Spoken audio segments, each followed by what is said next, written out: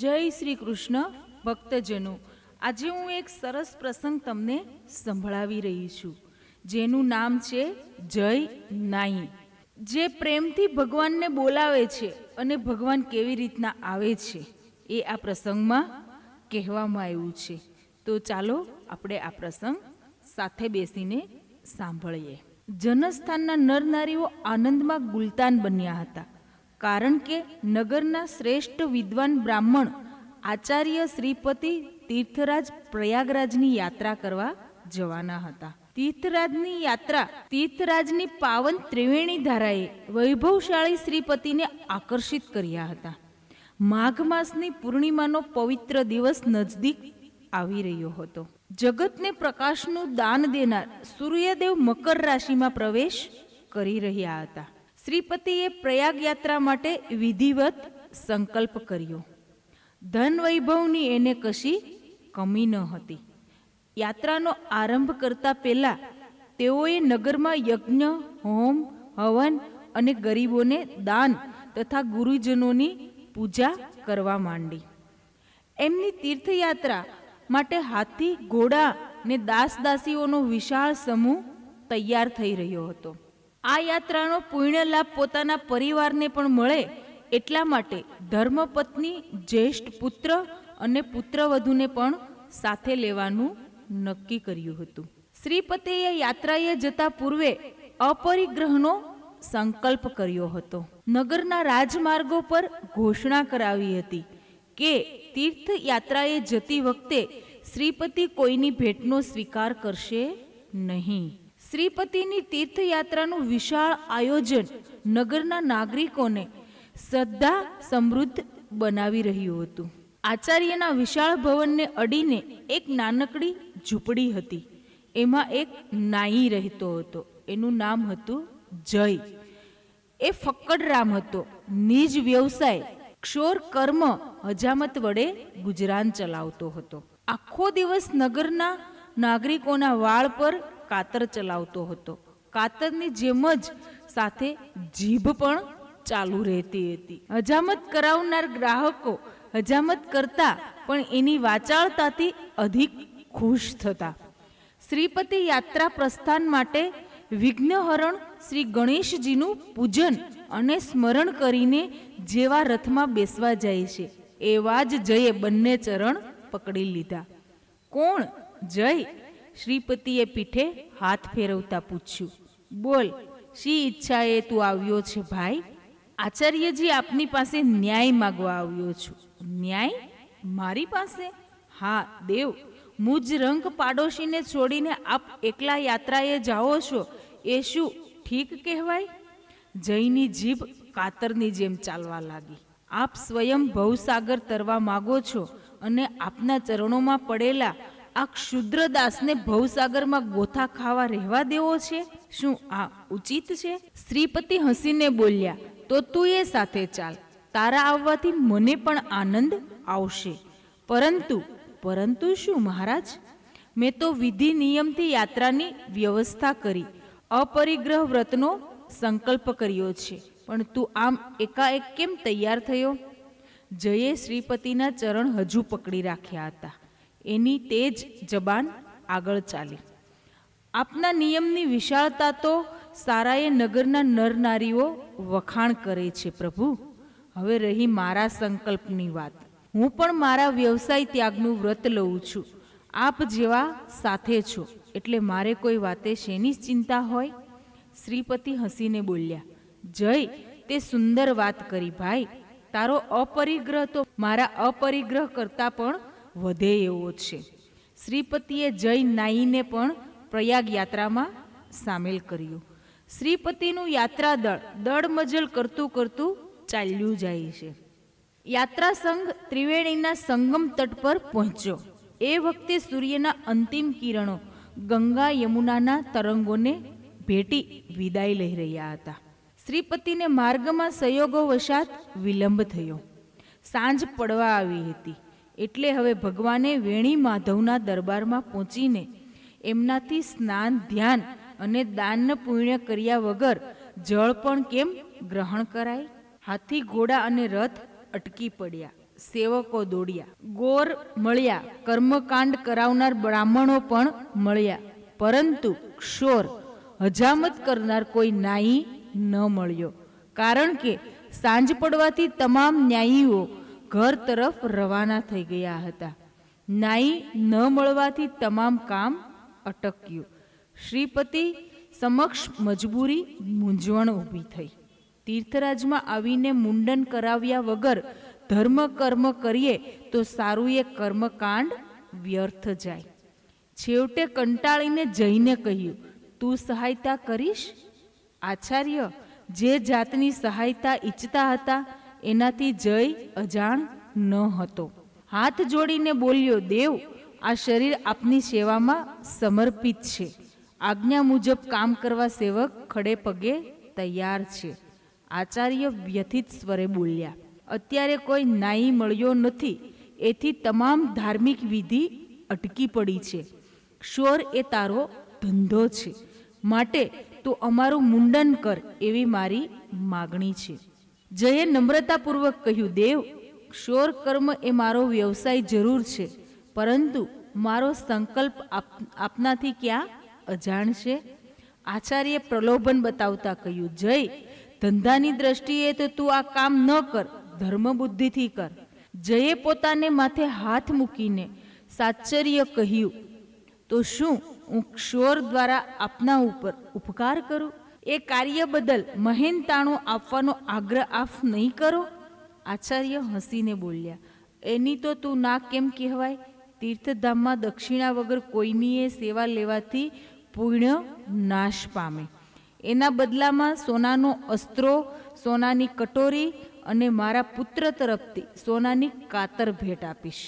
આ સાંભળતા જ જય દ્રઢતાથી બોલ્યો, ક્ષમા કરો આચાર્ય, નિર્ધનની પ્રતીક્ષા એ જ એની ભાવના છે, ભક્તિ એ જ એનું ધન છે. ક્ષોર કરીને મારો સંકલ્પ તોડું તો માધવરાજને શો જવાબ આપું? આચાર્ય ગંભીર થઈને બોલ્યા, જરા વિચાર કર જય, મેં આપેલું સુવર્ણનું દાન કરીને તું યાત્રાનું પુણ્ય કમાઈ શકે છે.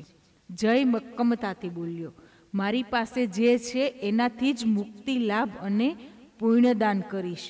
સંકલ્પ ભંગ કરીને મેળવેલા સુવર્ણનું દાન મારા પુણ્યમાં વધારો નહીં કરે. કદાચ એથી પુણ્ય મળતું હોય તો પણ મને એ મંજૂર નથી.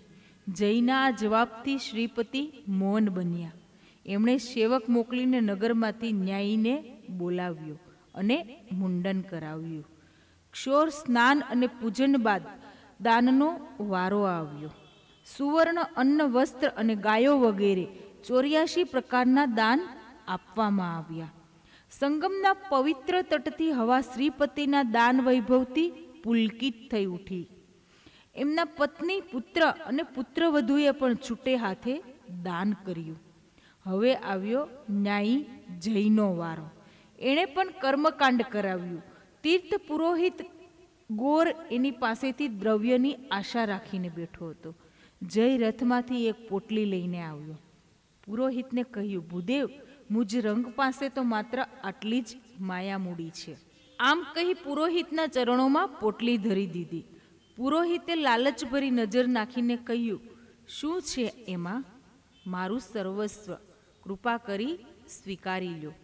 પુરોહિતે પોટલી છોડી તો એમાં હતી હજામતની નાની પેટી. પેટીમાં હતા હજામતના સાધન, અસ્ત્રો, કાતર, દર્પણ, કાચકો, કટોરી અને નરેણી. આ જોતા જ પુરોહિત ક્રોધથી લાલઘૂમ થઈ ગયો. રેતી તરફ પેરી પોટલીનો ઘા કરી ક્રોધભર્યા અવાજે કહ્યું, શુદ્ર, પાતકી, શું હું હજામ છું કે આ સાધન દાનમાં લઉં? આ દ્રશ્ય જોઈ અકિંચન જય સ્તબ્ધ થઈ ગયો. રેતીમાં પડેલા અસ્ત્રો, કાતર વગેરે ભેગા કરીને પોટલીમાં બાંધી દીધા.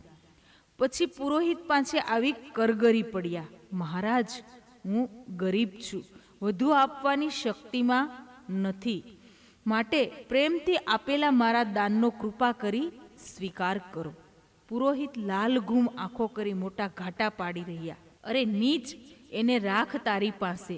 ક્ષોર કર્મની સામગ્રી દાનમાં આપીને બ્રહ્મદેવનું અપમાન કર્યું છે. તારા ઉપહાસનો દંડ તને માધવરાજ જરૂર આપશે. દેવ, ઉપહાસની દ્રષ્ટિએ ભેટ ધરી નથી, આ તો પ્રેમભરી ભાવના છે. અકિંચન પાસે તો ફક્ત પ્રેમ ભાવના જ હોય. મારે તારી એ લુખ્ખી ભાવનાની લગીરીએ જરૂર નથી. આમ બોલી બડબડાટ કરતો પુરોહિત સડસડાટ ચાલ્યો ગયો. એ પછી સંગમના પ્રત્યેક બ્રાહ્મણ પાસે જઈને પોતાની પોટલી દાનમાં લેવાની જય વિનંતી કરવા લાગ્યો. પરંતુ કોઈ કહેતા કોઈએ એની લાગણીનો વિચાર ન કર્યો કે એની પોટલીનો સ્વીકાર ન કર્યો. નિરાશ વદને શ્રીપતિની પાસે આવી નતમસ્તકે જય ઊભો રહ્યો. શ્રીપતિ આ બધો તમાશો જોતા હતા. ગર્વભર્યા અવાજે એ કહેવા લાગ્યા, જોયું જય, હું તો પહેલેથી જ કહેતો હતો, પણ મારું માને ત્યારે ને. મારી વાત માનીને મુંડન કર્યું હોત તો તારા કાતર અને અસ્ત્રો સોનાના થયા હોત. સુવર્ણના એ ઉપકરણો બ્રાહ્મણો હોંશે હોંશે દાનમાં લઈ લેત. પરંતુ એવું કેમ દેવ?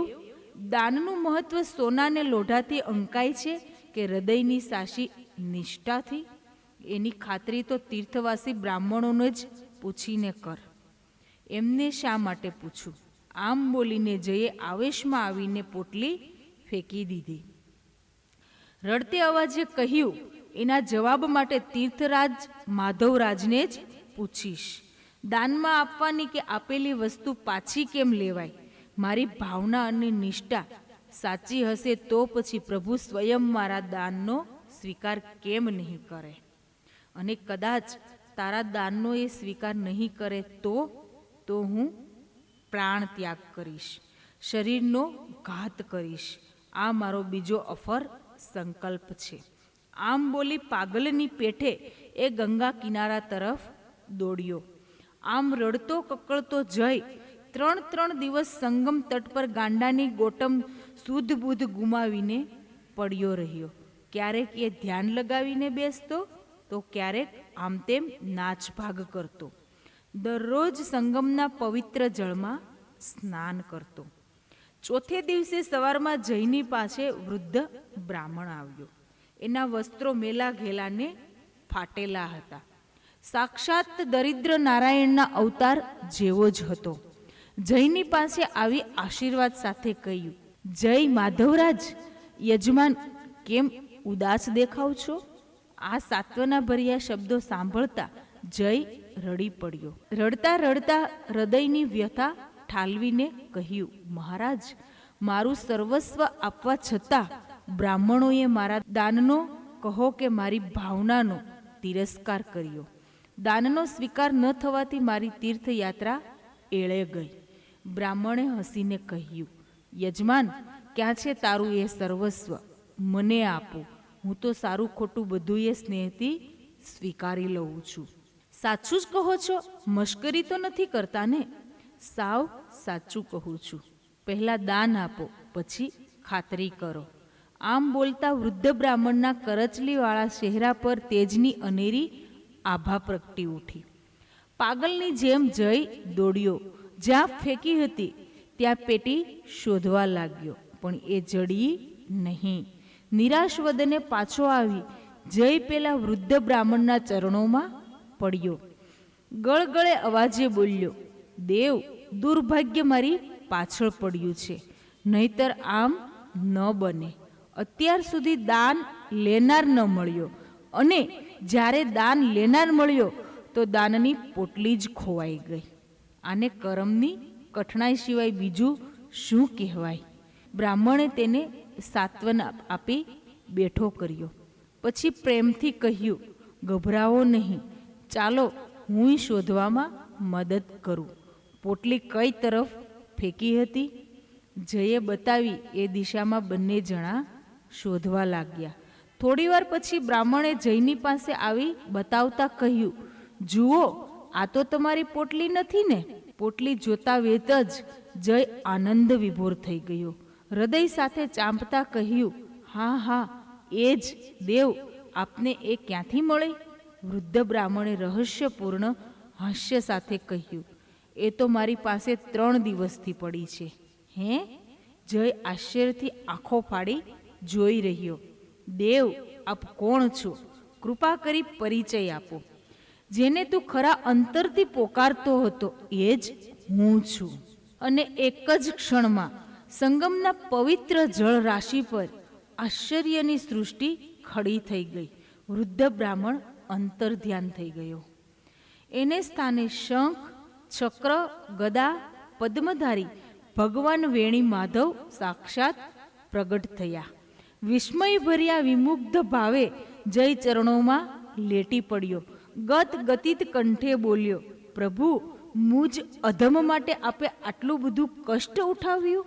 હા વત્સ, મેં તારા દાનનો સ્વીકાર કરી લીધો હતો, પરંતુ તું દિલથી દુઃખી હતો એટલે હું જાતે જ તારા સ્વહસ્તે જ દાન લેવા આવ્યો છું. તીર્થરાજ, મારું જીવન આજે ધન્ય બન્યું. વત્સ, તું નહીં પણ ખરેખર તો હું ધન્ય બન્યો. આજ લગી મને ધરવામાં આવેલી તમામ ભેટોમાં તારી ભેટ સર્વશ્રેષ્ઠ છે. શ્રીપતિના સુવર્ણ આભૂષણો કરતાં પણ સાચા હૃદયથી ભાવનાથી આપેલા લોઢાના ઓજારો મને વધુ પ્રિય છે. પછી ભગવાન દીનબંધુ માધવે જયને માથે વરદ હસ્ત મૂકી કૃતાર્થ કર્યો. જયના દાનનો સ્વીકાર કરી ભગવાને એની ભાવનાને ઇતિહાસમાં અમર બનાવી દીધી. જય વેણુનાથ, જય જગન્નાથ.